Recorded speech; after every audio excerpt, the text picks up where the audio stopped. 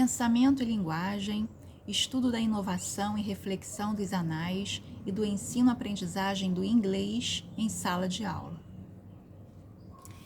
Inicio esse estudo apresentando as ideias do movimento dos anais ou anales, ou escola dos anais e da história nova, ou nova história, uma corrente do pensamento que trouxe uma contribuição inovadora, polêmica e questionadora para o universo da história tradicional e trazer também uma contribuição do que foi e continua sendo a inovação da Escola dos Anais.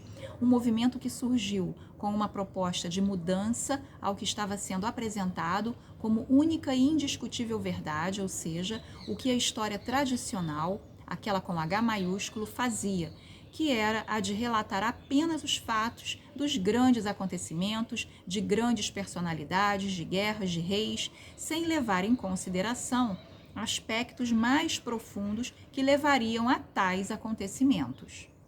Diante disso, minha proposta para este estudo é traçar um paralelo reflexivo entre o movimento dos anais e da história nova, enquanto uma proposta inovadora e reflexiva que surgia com a proposta de se repensar a história tradicional e o pensar reflexivamente sobre a questão do ensino-aprendizagem do inglês nas últimas décadas, levando em consideração a influência da mídia neste universo. Eu sou professora atuante em sala de aula e pesquisadora e observo as atitudes no Brasil e em alguns países da Europa diante da língua inglesa, quase de idolatria. A língua inglesa também é vista como a língua estrangeira que funciona como uma senha de acesso ao mercado de trabalho no mundo dito globalizado. E o papel da mídia que ressalta as habilidades orais, falar e entender, como se essas fossem as duas habilidades que merecem ser estudadas. É como se essas habilidades pudessem ser praticadas com facilidade e frequência. Paralelo a essas questões, trato das políticas de ensino aplicadas ao inglês e à produção de sentidos que o idioma possa ter para o aluno aprendiz de língua estrangeira. O movimento dos anais e da história nova e a história nova, enquanto movimento de reflexão ao que vinha sendo feito sem qualquer questionamento, é o motivo de eu pensar também na questão do ensino-aprendizagem da língua inglesa em sala de aula, que hoje é entendido como uma verdade absoluta e incontestável no Brasil. Ou seja, uma língua estrangeira que é apresentada de forma maciça e exaustiva até pela mídia, que reforça o seu poder de ser uma língua salvadora de todos os problemas profissionais. O que quero levantar neste estudo é um questionamento a respeito dos valores arbitrários que são dados ao inglês como língua estrangeira e que o tornam um idioma quase que exclusivo no mercado de língua estrangeira no Brasil, na área da educação. Pretendo, portanto, com isso, trazer à tona um pensamento crítico reflexivo sobre essa questão. Nesse ponto, quero chamar a atenção para a questão do poder como uma grande força que subjaz a questão do ensino-aprendizagem da língua inglesa. A questão da mídia é fundamental neste processo, que teve início talvez com uma experiência, mas que hoje é dominante, principalmente nos países da América Latina. É bom ressaltar, contudo, que a América Latina tem se destacado no cenário econômico, artístico, cultural internacional. É o caso do filme Central do Brasil, indicado ao Oscar de Melhor Filme Estrangeiro em 1999, e Melhor Atriz com Fernanda Montenegro, a primeira atriz brasileira e a primeira latino-americana a concorrer ao Oscar.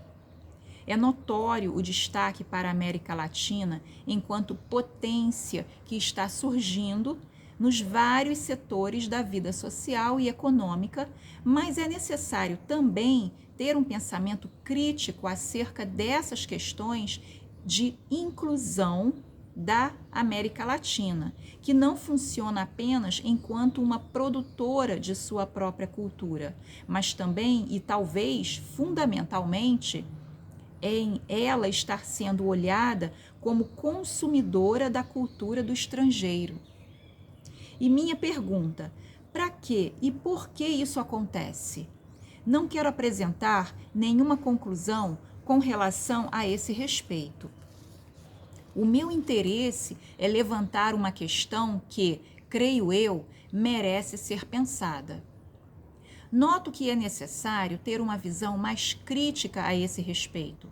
Por que uma língua é vista como uma possibilidade ao mercado de trabalho de forma tão contundente? Será que todos aqueles que a dominam, ou seja, possuem um certo conhecimento do idioma, realmente farão uso dele nas 4 habilidades, ou seja, falar, escrever, entender e ler? Se o fizerem, será que tal conhecimento será usado com tanta frequência assim, a ponto de a mídia lhe dar tanta ênfase? Não quero discutir aqui o imenso valor que tem esta língua estrangeira, mesmo porque sou professora atuante em sala de aula e gosto do que ensino. A questão aqui é de reflexão sobre certos conceitos tidos como verdades absolutas e irrevogáveis. A nova história trouxe uma nova visão de ser da história tradicional.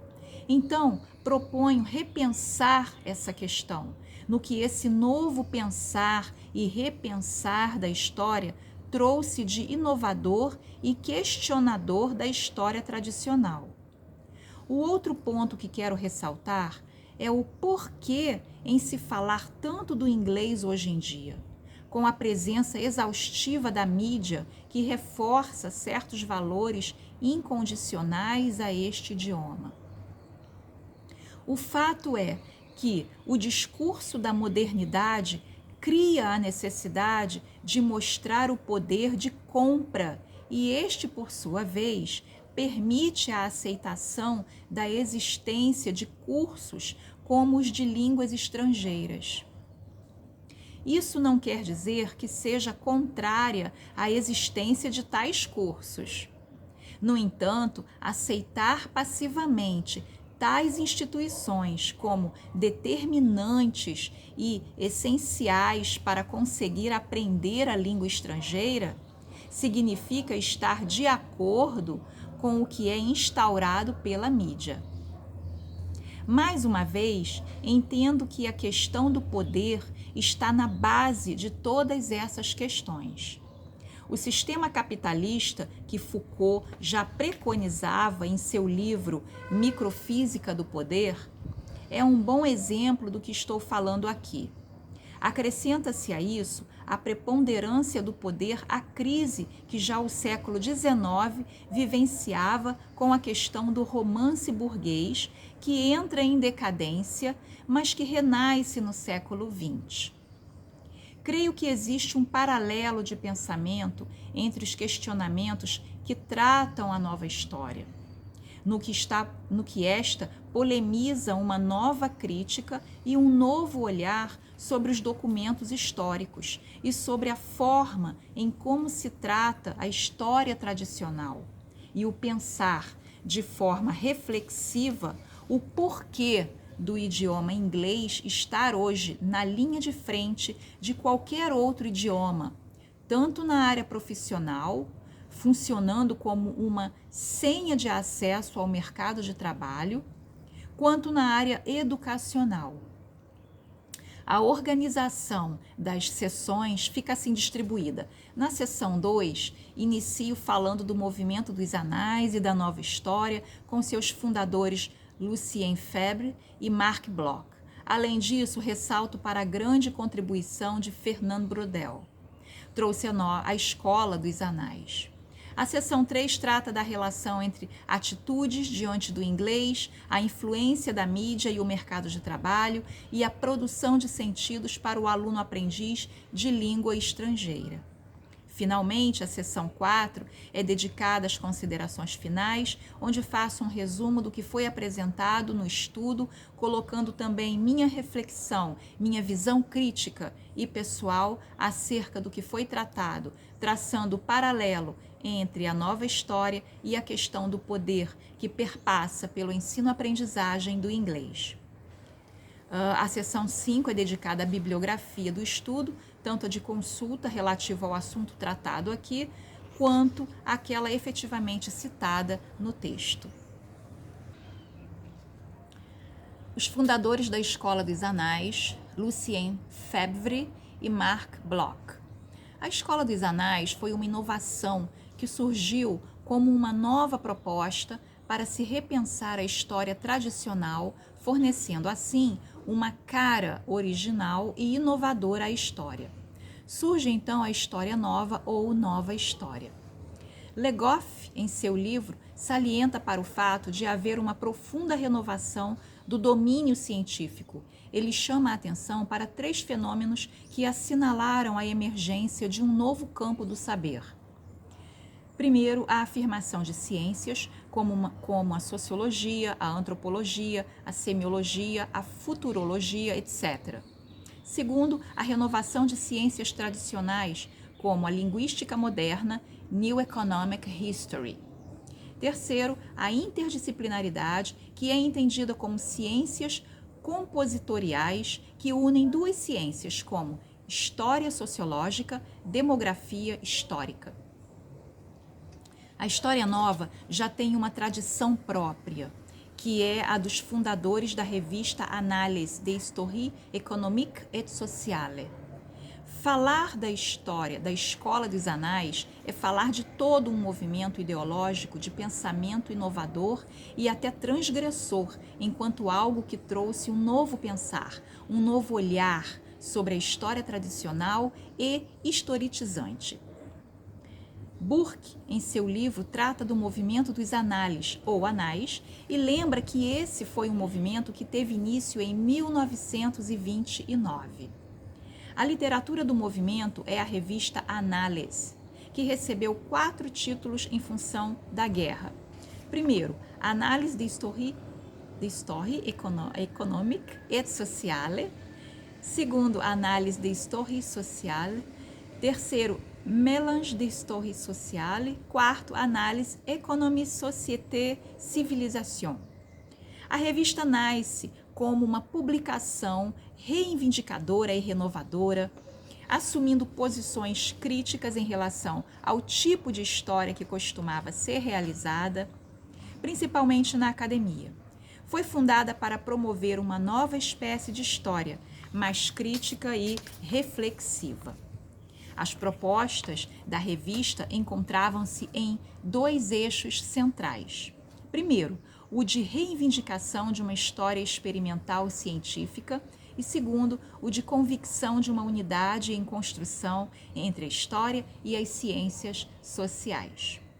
A revista surge em uma época em que a escola metódica exalta a sua preocupação com a erudição, privilegiando a dimensão política, procurando dar ênfase aos grandes acontecimentos, como narrar os grandes feitos da nobreza, as guerras, etc., sem fazer uma conexão de tais fatos com outros fatores que, por não serem tão grandiosos, eram deixados de lado. Por isso, a revista e seu movimento encorajava, primeiro, pela substituição da tradicional narrativa de acontecimentos por uma história-problema. Segundo, por ser a história de todas as atividades humanas e não apenas história política. Terceiro, visando completar os 2 primeiros objetivos, sua colaboração com outras disciplinas, tais como a geografia, a sociologia, a psicologia, a economia, a linguística, a antropologia social e outras, promove assim a pluridisciplinaridade.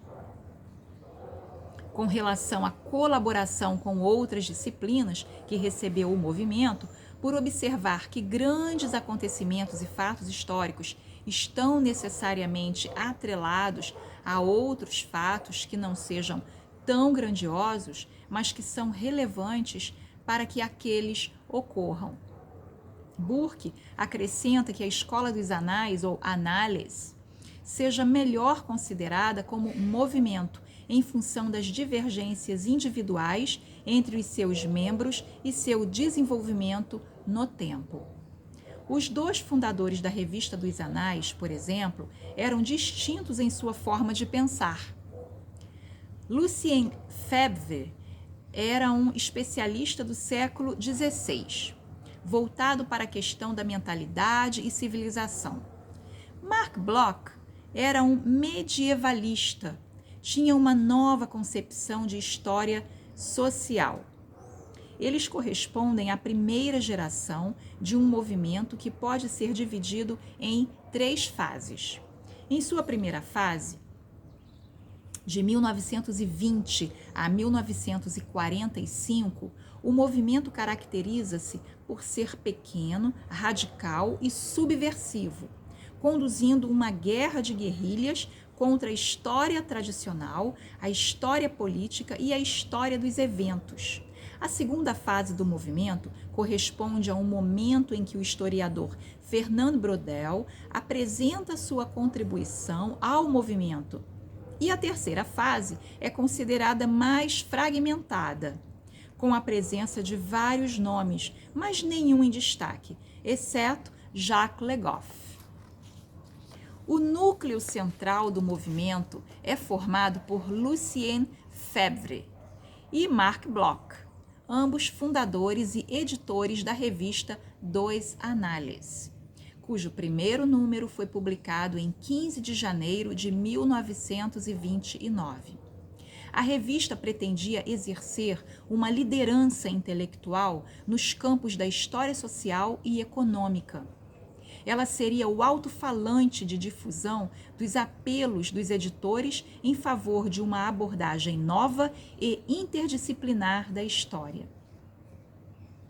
O principal objetivo do movimento era o de construir uma espécie de história que falasse não apenas dos fatos narrativos, das grandes guerras, dos reis, mas que mostrasse uma história mais global dos fatos. A ideia era de trazer um questionamento da história tradicional e, assim, desnaturalizar as grandes verdades que esta trazia. A mais importante contribuição do movimento do Grupo dos Anales foi a de expandir o campo da história por diversas áreas, dando assim uma contribuição interdisciplinar ao movimento.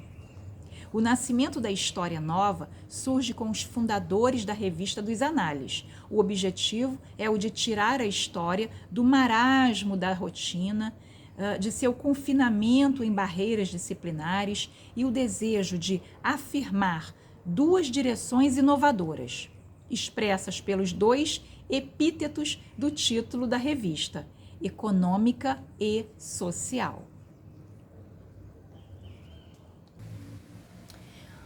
Um dos pioneiros da História Nova foi Henri Bergh, que já empregava o termo em 1930.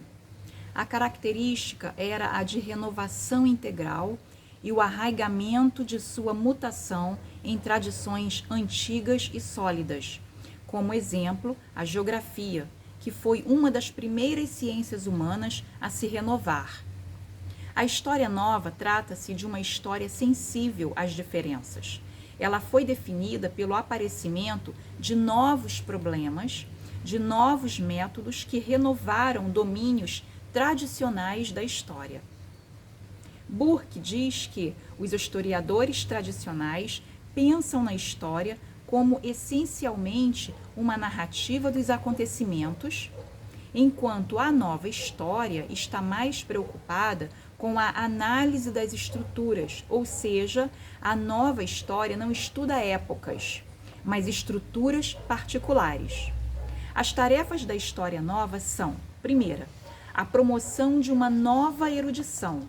A história tradicional é preciosa com seus métodos e técnicas, mas a História Nova não fez a renovação das técnicas de erudição da história tradicional.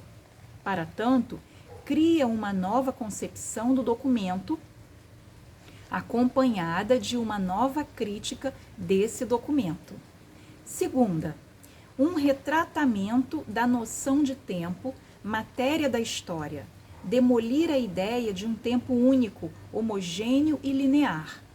Terceira, o aperfeiçoamento de métodos de comparatismo pertinentes que possibilitem comparar apenas o que é comparável. Por exemplo, a questão do feudalismo, onde não é possível se igualar o feudalismo africano com o feudalismo europeu. A História Nova tentou e tenta até hoje escapar de dois perigos. Primeiro, ser sistemática. Segundo, ser empírica. No entanto, a História Nova não deixou de lado o teórico, encontrado na história tradicional.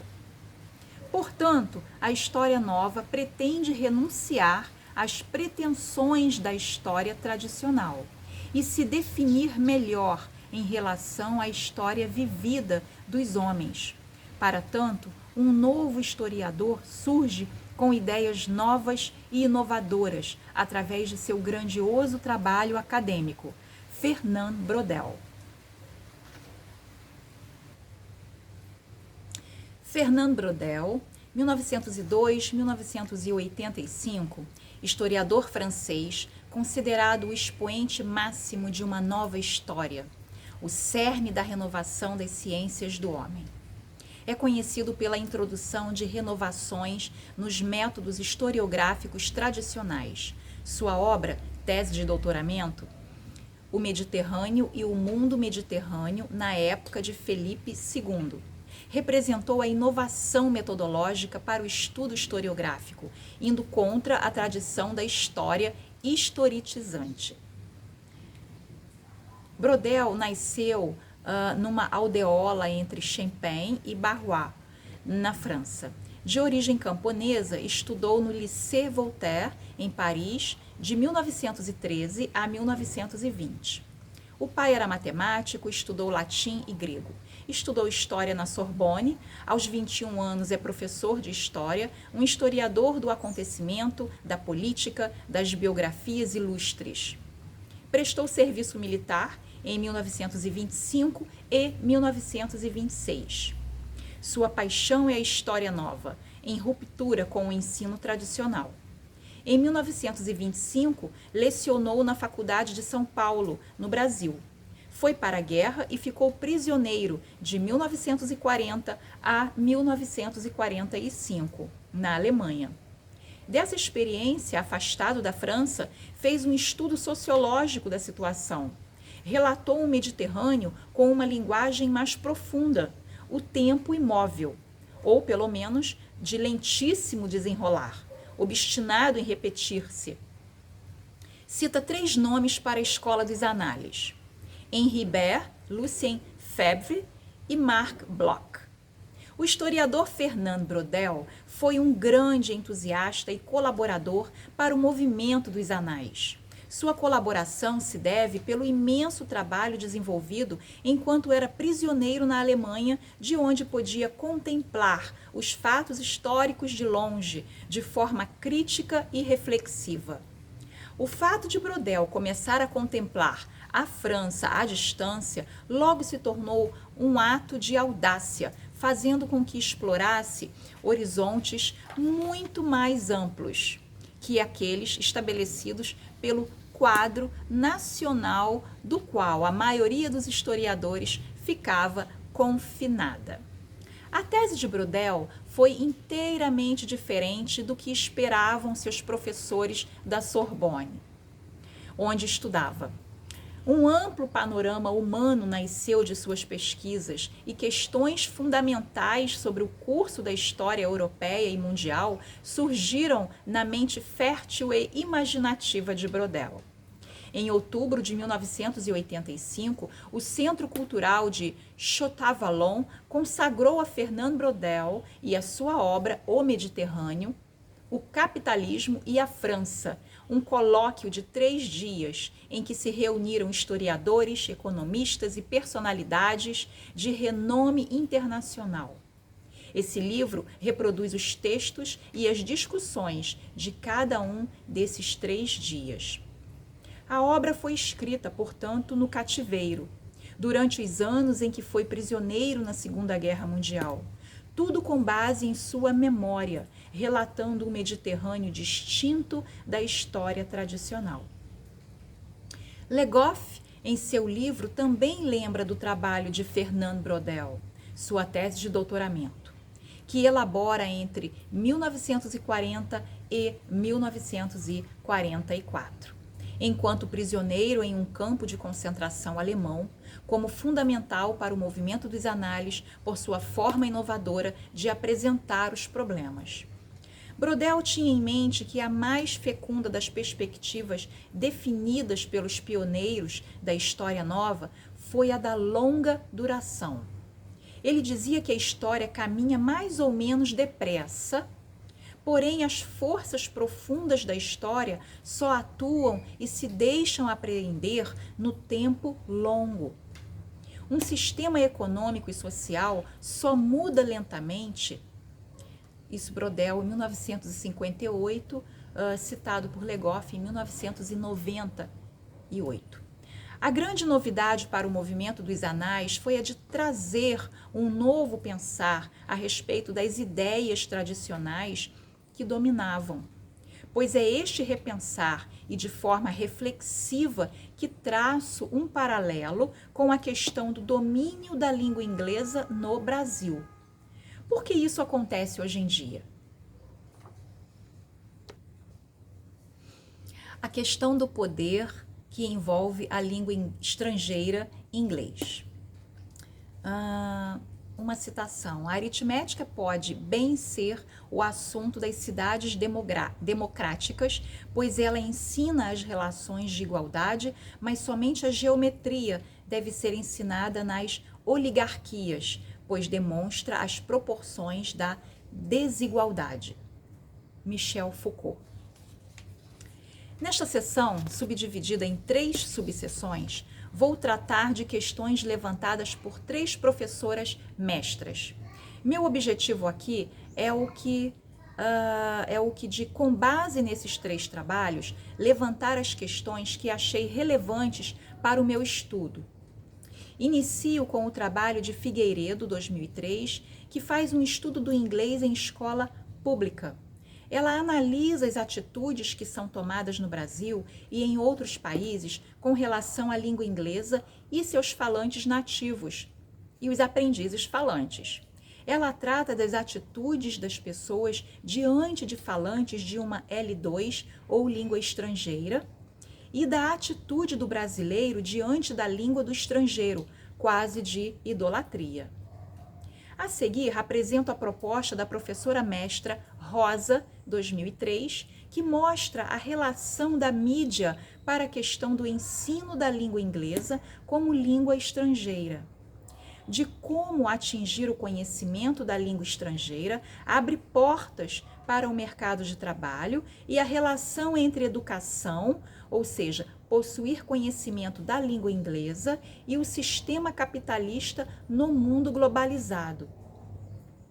Por último, trato do trabalho da professora mestra Hashiguchi, 2003, onde discuto a relação do brasileiro com o que é estrangeiro e das políticas de ensino que vêm sendo usadas para o ensino e a aprendizagem da língua estrangeira, a saber, o inglês. Nesta sessão, que é parte de minha dissertação de mestrado, quero tratar da importância que é dada à língua estrangeira inglês nas escolas e que veicula mundo do trabalho e educação, e do papel da mídia neste processo, que apresenta o inglês como definidora de uma carreira profissional bem-sucedida àqueles que possuem tal conhecimento, e traçar, assim, um paralelo entre a questão de um pensar de forma reflexiva o discurso que é usado pela mídia com relação ao ensino do inglês como língua estrangeira, e do que foi a proposta da nova história. Ambas são questões que merecem uma reflexão crítica a respeito. A questão que quero deixar como questionamento para reflexão é a seguinte: será que o inglês é realmente uma língua tão poderosa assim, a ponto de ser apresentada pela mídia como definidora de acesso ao mercado de trabalho para todos aqueles que dominam o seu conhecimento? Será que todos aqueles que possuem tal conhecimento terão realmente acesso ao mercado profissional? E se alcançarem um espaço no mercado, será que todos realmente farão uso das chamadas 4 habilidades da linguagem, ou seja, escrever, ler, falar e compreender? Confesso que nos vários anos que tenho de existência e de estudo, e nos tantos outros que possuo de experiência docente, não é o que observo. As atitudes no Brasil e em outros países. Esse estudo tem como base teórica a proposta do trabalho de Figueiredo, 2003, que tece algumas considerações acerca das atitudes diante de falantes de língua inglesa no Brasil e em outros países. Trata da posição dos brasileiros diante da língua inglesa, ou seja, a língua do estrangeiro, o foco deste estudo.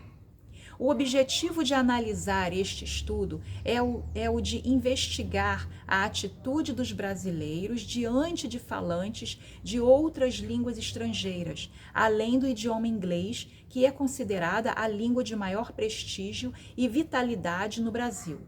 Além disso, analisar a posição do inglês em outros países. Meu interesse é o de discutir a atitude de estudantes brasileiros de escola pública que atribuem grande importância ao estudo do idioma inglês e a consequente supervalorização do mesmo no âmbito profissional, futuro e educacional. Estudos realizados por Moita Lopes, 2001, também discutem sobre a questão da valorização do inglês e da atitude de brasileiros diante desta língua estrangeira. A atitude de alunos é positiva, porém não permanece na sala de aula quando o aluno não vê a praticidade para a sua vida daquilo que está sendo ensinado, ou seja, não vê sentido para tal estudo e fica então desmotivado. A realidade para o ensino de língua estrangeira em sala de aula é precário por vários motivos e está longe de suprir a necessidade do aprendizado em uma língua estrangeira, seja ela qual for. O tempo de aula, tanto para o ensino fundamental e médio, é de 2 aulas de 50 minutos cada. Os outros problemas que dificultam o ensino-aprendizagem é a falta do livro didático. O número de alunos por turma é muito grande, dificultando assim a aprendizagem. Preciso lembrar que minha experiência docente está centrada neste contexto, ou seja, eu trabalho com a língua estrangeira inglês em sala de aula e observo a reação, a posição do meu aluno diante deste idioma, que é quase de encantamento e vislumbre, além de ele se achar incapaz, intelectualmente inferior para aprender o idioma. Vários são os estudiosos que investigaram as atitudes diante do inglês. Cito o trabalho de Moita Lopes, que mostrou que há uma atitude exageradamente positiva e de quase adoração, não somente pela cultura, mas também pela língua inglesa em si, tanto pelos professores quanto pelos alunos do ensino fundamental. Figueiredo, em 2003, faz um estudo do inglês em escola pública. Ela analisa as atitudes no Brasil diante da língua inglesa e seus falantes nativos e os aprendizes falantes, onde ressalta as atitudes das pessoas diante de falantes de uma L2 ou língua estrangeira. E da atitude do brasileiro diante da língua do estrangeiro, quase de idolatria, que é ressaltada pela mídia. As posições que as pessoas adotam diante do idioma inglês em geral é uma visão de deslumbre e também do sentimento de colonizado ou mesmo de inferioridade diante da língua do colonizador, que é visto como superior. A posição do indivíduo diante de falantes de outras línguas tem sido objeto de vários pesquisadores. Essas pesquisas têm implicações para a sala de aula. A autora chama a atenção para o uso de métodos indiretos, ou seja, atitudes que podem ser inferidas através de comportamentos que revelam atitudes implícitas, dentre eles o Matched Guide. Este método foi desenvolvido por Lambert e seus colegas entre 1960 e 1967, na Universidade McGill. É uma técnica amplamente utilizada na investigação de atitudes de indivíduos diante de falantes de outras línguas. Ela objetiva mostrar as atitudes de um ouvinte em relação à língua de um falante e parte do princípio de que o estilo da fala leva a inferências e categorizações sociais, baseadas na construção de impressões a partir da voz de um falante. O ponto-chave desta técnica é que uma só pessoa fala mais que uma língua, mas os juízes avaliam independentemente cada falante em cada um dos diversos guises. Isto é, o ouvinte desconhece o fato de que o falante ouvido falando em uma língua é também ouvido falando em outra. Uma vez que as variáveis, como a qualidade de voz, o estilo e a personalidade do falante são controlados, consegue-se acessar atitudes inconscientes para com a língua ou variantes e seus respectivos falantes. Ao ouvir as vozes dos falantes, o ouvinte os avalia, atribuindo-lhes traços de personalidade, como inteligência, bondade e outros. O agrupamento desses traços nas avaliações dos alunos origina duas categorizações distintas, geralmente reconhecidas como status e solidariedade. A primeira está relacionada à competência e a segunda está relacionada à integridade e atração social. São analisadas as atitudes das pessoas diante da língua inglesa em outros países, como Rodésia, Hungria e Canadá. Na Rodésia, houve um consenso entre os pesquisadores. Eles afirmaram que as pessoas passaram a ter status por falarem a língua francesa ou a inglesa, por estas línguas estarem ligadas ao passado de colonização da Rodésia, quando as pessoas tinham que aprender esses idiomas para conseguir um bom trabalho e ter acesso às informações nas escolas rodesianas. A posição com relação à língua materna refletia uma orientação sentimental que contribuía para uma identidade nacional. Na Hungria, estudos também foram feitos com relação à posição de alunos diante de falantes de várias línguas estrangeiras. O objetivo deste estudo teve o propósito de examinar como as mudanças socioculturais que ocorreram nos anos 90 afetaram o uso das várias línguas naquele país. Os autores constataram que a relevância da língua inglesa na globalização tem um impacto muito grande na motivação do aprendizado desta língua pelos húngaros. O estudo confirma a importância de vários aspectos na motivação para o aprendizado de uma língua estrangeira. Desta forma, línguas como alemão e russo foram consideradas mais apropriadas para aprendizes do sexo masculino, enquanto francês e italiano foram para mulheres. Acho que é relevante ressaltar para o resultado da pesquisa quanto ao idioma inglês, que recebeu preferência entre os participantes homens da pesquisa pelo seu uso imprescindível na área tecnológica e da informática, visto ser esta uma área de predominância masculina. Em um outro estudo, os pesquisadores avaliaram a voz. Uma voz considerada pobre era aquela que estava muito fina, fanhosa, tensa e rouca.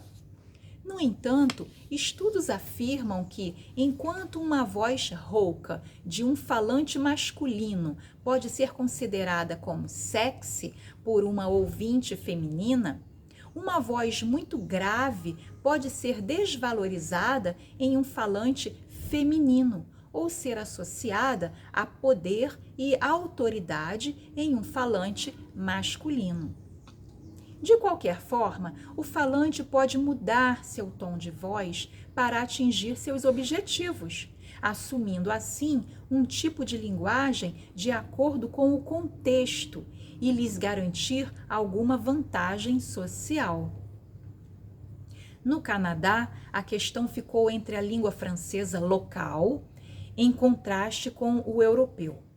A conclusão dos estudos foi que o francês europeu foi considerado mais correto do que o francês canadense. Observo que, de novo, houve um certo preconceito e uma preferência pelo que é estrangeiro, no caso, o francês europeu. Em Israel, a posição com o idioma inglês teve uma visão positiva para com as pessoas, principalmente os imigrantes americanos. A língua inglesa teve uma receptividade maior do que o francês ou o próprio hebraico. De acordo com o resultado da pesquisa, a importância do inglês estava relacionada com o desejo em atingirem objetivos, tais como comunicar-se com entes queridos no exterior e ter acesso às informações do mundo acadêmico. A pesquisa também ocorreu na Inglaterra. A questão que estava em pauta era entre o inglês língua oficial e o inglês dialetal, ou seja, entre o sotaque considerado de prestígio e os outros sotaques. Mais uma vez, é a língua reconhecida oficialmente, a língua que é mais aceita no meio social. A questão da aceitação da língua inglesa e rejeição das outras línguas ocorre com vários povos. E muitas vezes isso ocorre com falantes da própria língua inglesa, como no caso dos dialetos dentro de um mesmo país. O inglês e a mídia no mercado de trabalho. Este estudo tem como base teórica o trabalho da professora mestra Rosa, 2003. Ela ressalta que o mundo do trabalho, com sua divisão da sociedade em classes, é baseada na divisão do trabalho em trabalho mental e trabalho material, que direciona a função e os fins da educação. O saber funciona como um objeto simbólico que confere ao seu possuidor um determinado poder, bem como uma identidade diferente daquele que não o possui. No universo simbólico em que todos nós estamos inseridos, o saber pode ser utilizado para justificar as diferenças sociais, naturalizando-as. Rosa, 2003. De fato, o que posso observar é um grande boom com relação ao ensino do inglês como língua estrangeira. São cada vez mais e mais cursinhos de inglês abrindo suas portas e induzindo os alunos a verdadeiros shows de aula. Vários desses cursos têm em seus professores pessoas que fazem de tudo para atrair o aluno. Será que isso é ensinar inglês? Será que essa é a única forma de aprender inglês? Cursinhos de inglês que apresentam professores oriundos de países onde o idioma oficial é o inglês e com isso esbanjam que são bons porque são seus profissionais, dominam a habilidade oral. Minha pergunta é a seguinte: será que essa habilidade é realmente a mais importante para a realidade brasileira? Será que ela será útil para um concurso vestibular, por exemplo, um Enem? A mídia, creio, é senão a maior, mas a melhor e mais poderosa construtora das mentalidades. ela contribui para dar tamanha importância ao idioma inglês como língua estrangeira, e que eu chamaria esse processo de supervalorização desta língua estrangeira. Rosa 2003 acredita que saber inglês é ter uma senha de acesso ao mercado de trabalho no mundo dito globalizado. Ela acrescenta o papel da mídia brasileira no sentido de legitimar a relação entre língua inglesa e empregabilidade com sucesso no mercado. Isso confere ao indivíduo sentidos que lhe deixam sentir realmente capazes e acreditar que o que a mídia oferece é a verdade plena.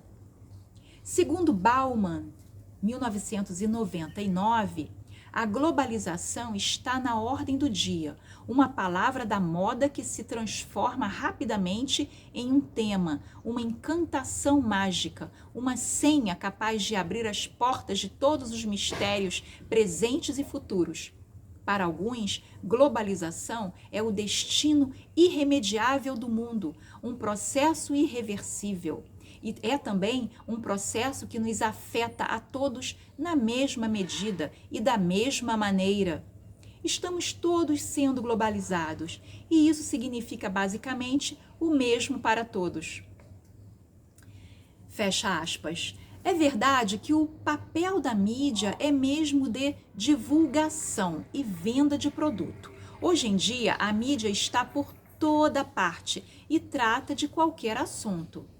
Nesse estudo, chamam a atenção para o papel da mídia na área educacional, em especial para a língua estrangeira inglês. Algumas publicações da revista Veja, Rosa 2003, revelam: a febre de aprender inglês num país com um pedaço bilíngue já se faz exame de língua até em concurso público. A manchete de 28 de outubro de 1998. O idioma mundial, o que os adultos precisam fazer para aprender, de 16 de setembro de 1998. E outra, Do You Speak? Brasileiros estudam inglês mais do que nunca, mas a maioria não consegue aprender, de 14 de agosto de 1996. É possível verificar que a mídia, com seu poder de produzir e veicular discursos, enfatiza a representação da língua inglesa como uma senha de acesso ao mercado de trabalho. Nesse sentido, a mídia brasileira, ao relacionar língua inglesa e mercado de trabalho, tem atuado na produção e legitimação de certos sentidos para o ensino e a aprendizagem de inglês. A mídia divulga que as habilidades orais, falar e entender ou compreender, são as mais importantes para o aprendizado do inglês. Será que é mesmo? Como a mídia apresenta nas mentalidades a importância dos cursos de inglês? Será que a mídia não constrói o mito em achar que o idioma inglês, como língua estrangeira, abre portas para o mercado de trabalho? Cabe aqui falar sobre o papel da propaganda que veicula um produto, o inglês, como indispensável, quando na verdade não o é. Eu pergunto mais uma vez, para que eu preciso ter o domínio das habilidades orais, falar e entender, se vou prestar um exame escrito, por exemplo? Ou ainda, outro exemplo, para que eu ter o domínio das habilidades de leitura, ler e escrever, se eu farei uma entrevista para ser comissária de bordo? Essas são questões para serem pensadas de forma reflexiva. As propagandas de cursos de inglês também veiculam essa língua como mercadoria de necessidade material que não é atendida pela escola pública, principalmente, e nem pela privada. O que vejo são os alunos de escolas públicas terem uma falsa convicção de que estão em desvantagem, pois o inglês ali ensinado é tido como básico e insuficiente. Confesso que esses mitos são muito difíceis de se mudar na mentalidade dos alunos que parecem já ter aceitado isso como ponto pacífico. Rosa 2003. A mídia divide os sujeitos em dois tipos: aqueles que estão em uma posição de qualificados, aqueles que falam inglês, e aqueles que estão em uma posição de desqualificados, aqueles que não falam a língua do poder. Tanto minha posição quanto a de Rosa, 2003, é de desacordo no discurso apresentado pela mídia que coloca a língua inglesa como uma senha de acesso ao mercado de trabalho no mundo globalizado. A mídia brasileira legitima a relação entre língua inglesa e empregabilidade, com sucesso. Isso confere ao indivíduo sentidos que lhe deixam acreditar naquilo o que lhes é apresentado como verdade plena, irrevogável e absoluta, ou seja, de que somente serão bem-sucedidos, no sentido de ter acesso no mercado de trabalho, aqueles que possuírem conhecimento do inglês como língua estrangeira, e ainda ressaltando a habilidade oral. A questão do poder, portanto, está em todos os setores da sociedade, inclusive na área educacional de ensino. É visível a grande quantidade de cursos de línguas estrangeiras que oferecem a língua inglesa, Hashiguchi 2003. É visível também a imensa quantidade de estratégias apresentadas pela mídia para um aprendizado rápido e eficiente do idioma, onde é possível aprender até dormindo. É fato que tanto a propaganda quanto a mídia estabelecem o que pode e o que deve ser dito sobre determinado produto. Rosa, 2003. Minha pergunta: será que isso é mesmo possível? Ou seja, essa imagem que é vendida por meio da mídia abre as portas de trabalho? É preciso uma reflexão a respeito. É visível a imensa quantidade de estratégias da mídia que apresenta o inglês como uma âncora salvadora para aqueles que possuem tal conhecimento, e dessa forma consegue despertar no aluno uma espécie de deslumbramento diante daqueles que sabem, principalmente, falar inglês. O objetivo final, implantado pela mídia, é obter um aprendizado rápido e eficiente do idioma, onde é possível aprender até dormindo. Agora, as políticas de ensino aplicadas ao inglês. Celane 2000 diz que questões de poder e desigualdade tornaram-se centrais no ensino-aprendizagem de línguas. Analiso aqui o trabalho de Hashiguchi 2003, no que este trata da evolução dos parâmetros de ensino de línguas estrangeiras que vêm sendo utilizadas no Brasil para melhor entender os fenômenos de aprendizagem. Ressalto também para o exame das políticas de ensino que vêm sendo aplicadas ao ensino de línguas estrangeiras no Brasil pelo Ministério da Educação, MEC. A exclusão da língua materna do imigrante, que é obrigado a falar a língua padrão, que é falada no país aonde reside. A exclusão da língua do estrangeiro em detrimento da língua oficial do Brasil. A exclusão da língua do aluno em detrimento da norma culta da língua oficial. Sabe-se que língua portuguesa se instalou como língua materna e oficial do país na época da colonização. O que é preciso identificar é de que forma e em que momento ocorre uma política de ensino de línguas no país e de como somos atingidos por essas condições hoje. Hashiguchi 2003. No início, a língua estrangeira, que ocupava um espaço de destaque tanto no cenário político quanto no econômico, e principalmente cultural, era o francês, Hashiguchi 2003, mas que perdeu o lugar para o inglês, que hoje ocupa uma posição tal que na maioria das escolas da rede pública de ensino é o inglês que se estuda, sendo esta a língua estrangeira obrigatória no ensino básico, fundamental e passível de reprovação no ensino médio. Entendo o que ocorre é a procura por melhores cursos particulares de idiomas, que geralmente são aqueles que mais investem com a mídia, o que evidencia o fator econômico como dominante, ou seja, aquele que tem um maior poder econômico é aquele que consegue ingressar em um curso desse porte e, com isso, alcançar o conhecimento da língua estrangeira nas chamadas 4 habilidades: ler, escrever, falar e entender.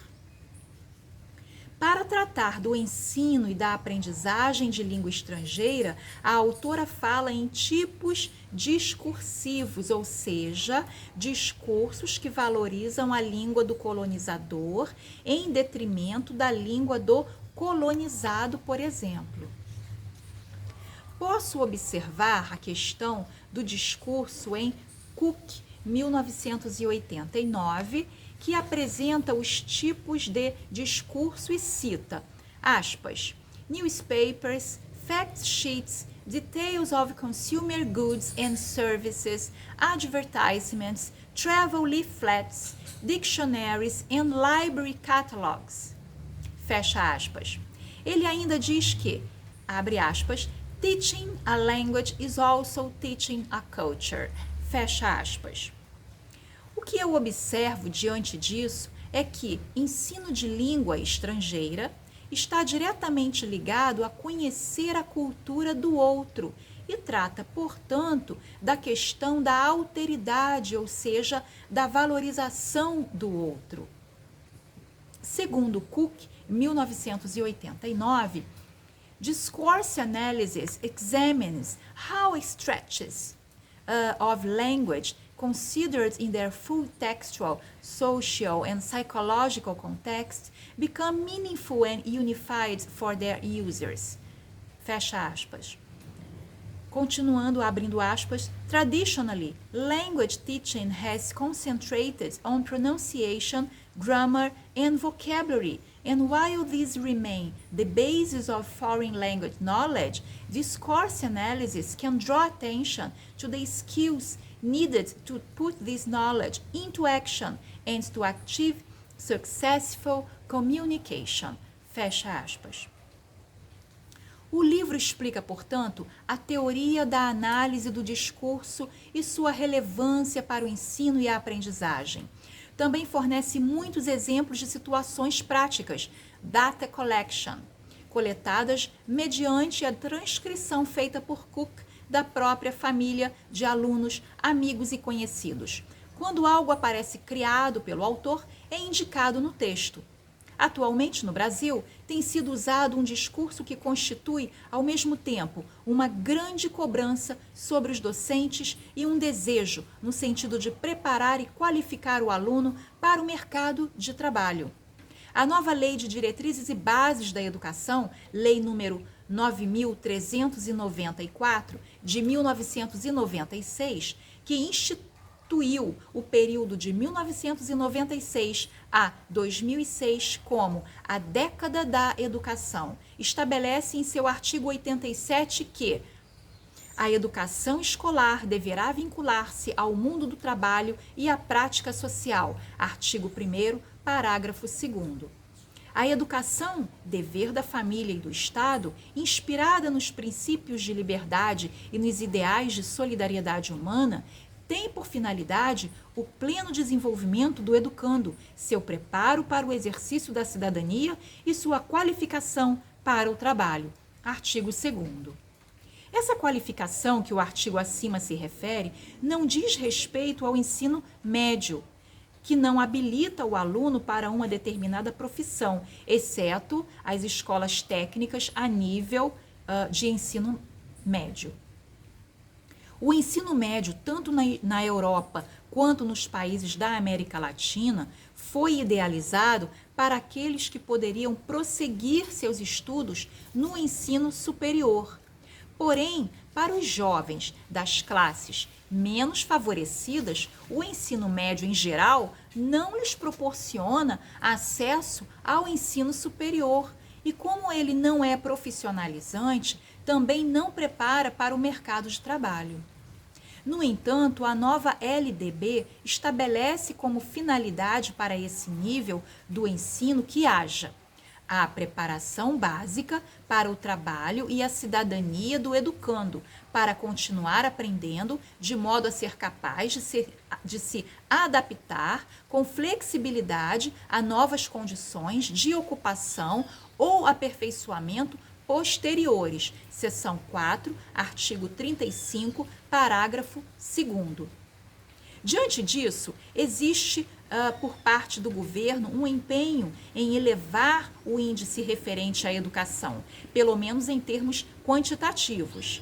Contudo, a crise e a ponte que separa mercado de trabalho e educação é enorme e parece aumentar a cada dia. O que acontece então para justificar tamanha falha? Culpa-se o desemprego pela falta de qualificação do trabalhador, no caso o professor? Tratando-se da língua inglesa, esta é veiculada como a língua da globalização, através do papel de divulgação feito pela mídia. É de chamar a atenção também para o fato de hoje existirem muitos cursinhos de língua estrangeira que se mostram essenciais para aprender inglês, esquecendo totalmente o papel da escola nessa tarefa. Raschiguth, 2003. É preciso ressaltar aqui que a mercantilização chegou na área da educação e do ensino da língua estrangeira inglês. A questão do poder econômico está em todos os setores da sociedade, inclusive na área educacional de ensino. É visível a grande quantidade de cursos de línguas estrangeiras que oferecem a língua inglesa. Considerações finais desse trabalho. Chegou ao final deste estudo, que teve como proposta tecer algumas considerações de ordem reflexiva sobre a questão da inovação e desnaturalizar conceitos tidos como verdades únicas. Trato do movimento dos anais e da nova história e a questão do poder que envolve o ensino-aprendizagem da língua inglesa, que, através do papel da mídia, é apresentada como senha de acesso ao mercado de trabalho, neste mundo dito globalizado. E como resultado disso, é a atitude no Brasil e no mundo diante do falante de inglês, quase de idolatria. Primeiramente, tratei da questão que envolve o movimento dos anais com suas ideias inovadoras e que estava na contraordem da tradição reinante, através dos fundadores do movimento, Febvre e Bloch, que questionaram a tradição da história tida como única verdade. No estudo, ressaltei a narração dos grandes feitos heróicos e das grandes guerras são fundamentais que ocorram. No entanto, ressaltei que a proposta da nova história de narrar acontecimentos talvez menores, mas que são igualmente importantes de serem conhecidos. Depois, dentro da mesma linha de raciocínio, reflexivo e questionador, tratei da questão do ensino e da aprendizagem da língua inglesa nas escolas como língua estrangeira reinante, considerada a língua estrangeira capaz de abrir portas no mercado de trabalho, e do papel da mídia neste processo, que confirma tal importância. Portanto, o paralelo que traço aqui das duas questões tratadas é o seguinte: assim como o movimento dos anais trouxe uma contribuição inovadora e nova de se pensar e fazer história de forma mais reflexiva, é também o pensar no real papel da língua inglesa e da sua importância no cenário brasileiro. A língua não existe para fazer diminuir ou mesmo em até anular a identidade do outro. Eu diria que a linguagem não consiste em unicamente refletir nem referir uma realidade já dada, mas sim em criar e recriar o mundo. É dessa forma que também a nova história contribuiu para se repensar a história. Referências bibliográficas citadas, temos Brodel, 1992, Peter Burke, 2004, 2004 com outra obra, Celane, também, 2000,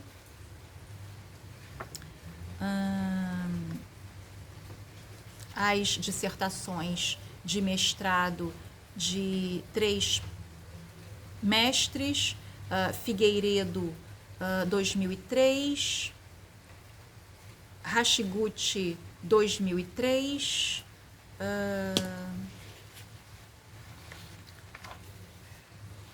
Rosa, 2003.